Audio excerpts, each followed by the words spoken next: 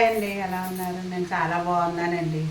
ఈరోజు ఆషాఢంలో ప్రత్యేకంగా చేసుకునే స్వీట్ అండి నేను మీకు తయారు చేసి చూపిస్తాను. అది అందరికీ తెలిసి ఉంటుంది.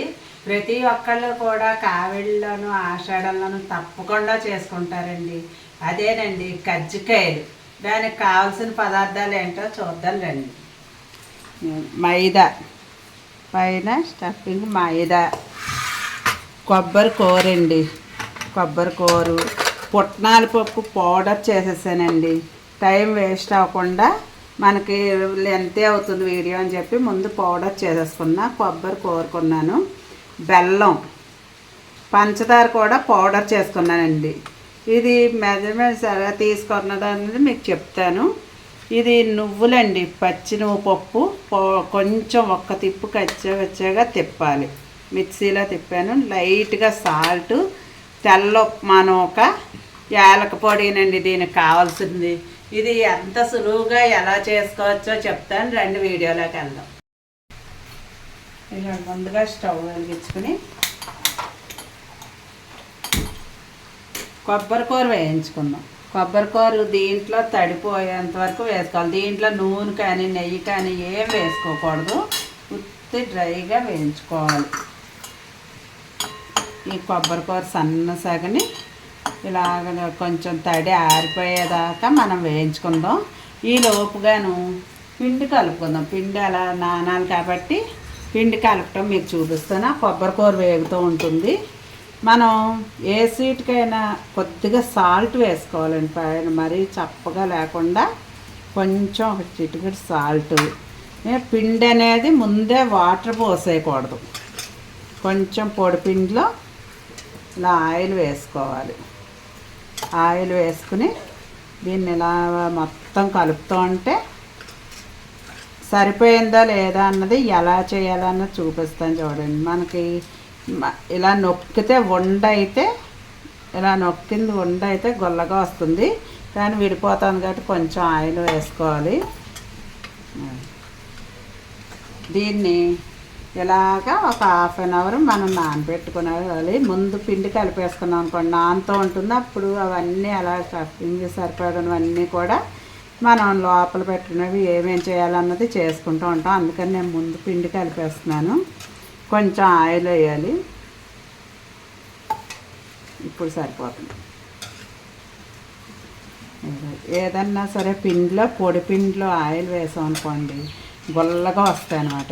ఇలా వండయ్యి మళ్ళీ మనం ఇలా విడిపోయేలా అవ్వాలి. అప్పుడు అలా కలుపుకున్న తర్వాత సరిపడ వాటర్ వేసుకుని, పూరీ పిండి మనం ఏ విధంగా కలుపుకుంటాం అలా కలపాలండి. ఇది పూరీ పిండి విధంగా కలుపుకోవాలి.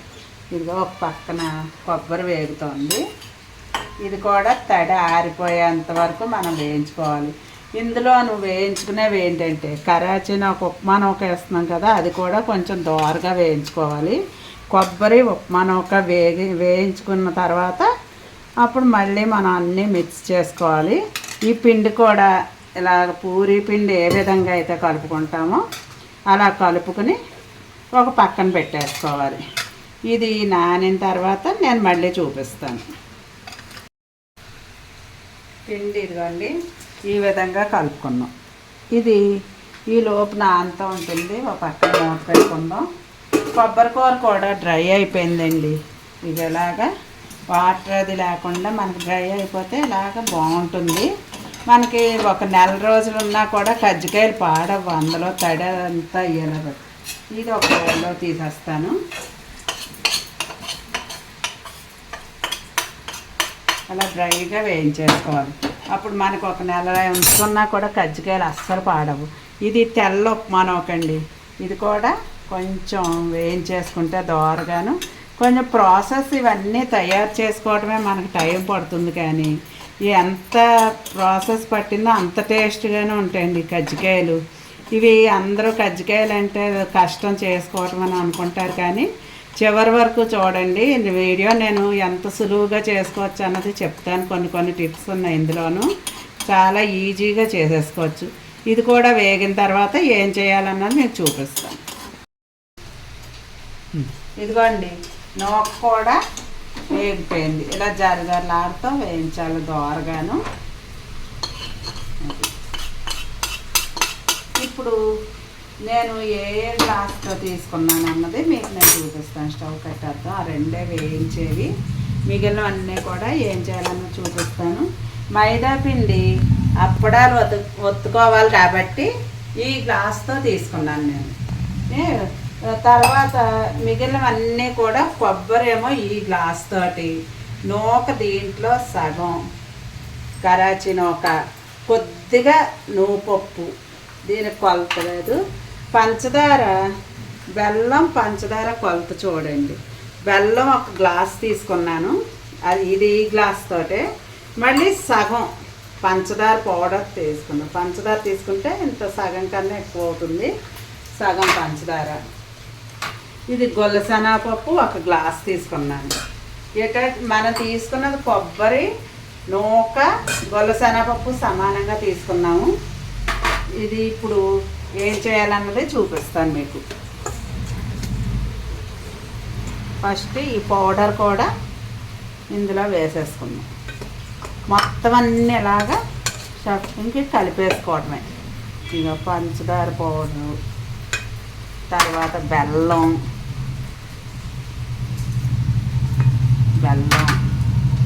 ఇదిగోండి యాలక పొడి, నువ్వుపప్పు మనం వేసుకుంటే చాలా కమ్మగా ఉంటాయి. ఇంట్లో చేసుకునేటప్పుడు ఎవరన్నా శ్రీమంతాలకి అల్లుళ్ళకి సార్లు ఇచ్చేటప్పుడు సెంటిమెంట్ అనుకుంటే నువ్వుపప్పు వేసుకోక్కర్లేదు. నువ్వుపప్పుని ఇదిగోండి వచ్చాక ఒక్క తిప్పు మిక్సీలో లైట్గా తిప్పాలి అంతే. అప్పుడు ఇలా అవుతుంది. కొద్దిగా వేసుకుంటే సరిపోతుంది.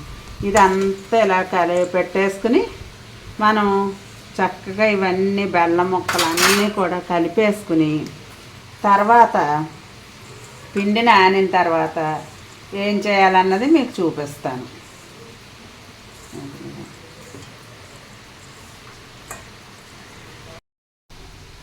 ఇదిగోండి పిండి ఇలా నానింది. ఇప్పుడు ఆయిల్ పెట్టాను, ఇక్కడికి ఆయిల్ పెట్టాను. ఇప్పుడు ఇలాగ ఉండలు చేసుకుని, కజ్జికాయలు బల్లండి ఇది ఇలా ఉంటుంది చూసారా. దీనికి కొద్దిగా ఆయిల్ అప్లై చేయాలి. మీకు ఇది కూడాను మీరు ఏమీ నూనె మామూలుగా ఆయిల్ వేసి కలిపాం కాబట్టి పిండి అవసరం ఉండదు. కానీ ఏదన్నా కదా తప్పదో అనుకుంటే కనుక కొంచెం పిండి ఒత్తుకోవటానికి వేసుకోవచ్చు. మనకు పిండి అవసరం అయితే ఉండదు, ఆయిల్ వేసి కలిపాను కదా చూసారా. చేతికి కూడా అంటుకోదు, అలా వచ్చేస్తుంది అది. చక్కగా ఈ అప్పడాన్ని మరీ పల్చగా కాకుండా మరీ దలసరిగా కాకుండా మనం ఒత్తుకోవాలి. ఒత్తుకున్నాం అనుకోండి బాగా వేగుతుంది. దలసరిగా ఉందనుకోండి మెత్తగా వస్తాయి. అలా అని పల్చగా అయితే లోపలంతా మాడిపోతుంది. అందుకని సమానంగా ఒత్తుకోవాలి. ఇలాగ అప్పడాలు చేసేసుకుని అది ఎలా నొక్కాలో ఏంటో నేను మీకు చూపిస్తాను. ఇదిగోండి అప్పడాలన్నీ ఇలా ఒత్తుకున్నాం చక్కగాను చూసారా. మరీ పల్చగా కాకుండా దలసగా కాకుండా ఒత్తాం ఇలాగా. ఇప్పుడు దీన్ని బల్ల మీద ఇలా వేసుకోవాలి. వేసుకుని చక్కగా సరిపోయినంత మనకి ఇలా వేసేసుకోవాలి. ఇది మరీ ఎక్కువైనా కూడా విడిపోతాయి, అందుకని సమానంగా వేసుకోండి. ఇలాగా చక్కగా వేసుకుని ఇదిగో ఇది ఇలాగా అంచులు విడిపోకుండా ఇలా పట్టుకుని ప్రెస్ చెయ్యాలి. ఇది ఇలా ప్రెస్ చేయాలి. చేసిన తర్వాత ఈ వేస్ట్ ఉంటుంది కదా అది ఇలా తీసేసుకోవాలి మనం చూసారా. ఇది జాగ్రత్తగా ఇలా తీస్తే ఇదిగోండి ఎంత అందంగా వచ్చిందో చూడండి. అలానే మనం లోపల పెట్టుకున్నది ఎక్కువ పెట్టుకున్నాం అనుకోండి అంచులు విడిపోయి నూనెలో విరిగిపోయినట్టు అయిపోతాయి. ఇంకోటి కూడా ఎలా చేయాలో చూపిస్తాను. ఈ లోపు నూనె కాగుతోంది. మనకు పైన వేస్ట్గా తీసుకున్నది కూడా మళ్ళీ అప్పడం అవుతుంది మనకి. అవి అలా తీసుకున్నవి కూడా అప్పడం చేసుకోవచ్చు మళ్ళీను.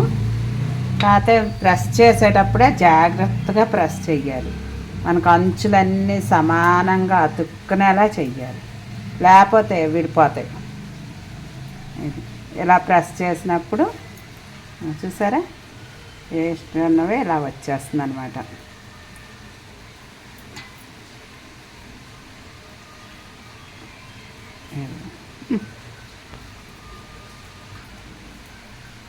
ఇది చూసారా ఎంత అందంగా వచ్చాయో. ఇప్పుడు ఆయిల్ కాగింది. ఆయిల్ కాగిన తర్వాత ఒకటి వేసి చూద్దాం. చూసారా, ఇది ఎప్పుడు కూడా మీడియంలో పెట్టుకోవాలి. ఇది కొంచెం వేడెక్కాలండి ఆయిల్. నేను వేడెక్కిన తర్వాత చూపిస్తాను. ఇదిగోండి, ఇవన్నీ ఇలా తయారు చేశాను. చూసారా ఎంత బాగున్నాయో. ఇప్పుడు నూనె కాగింది, నూనెలో వేస్తాను.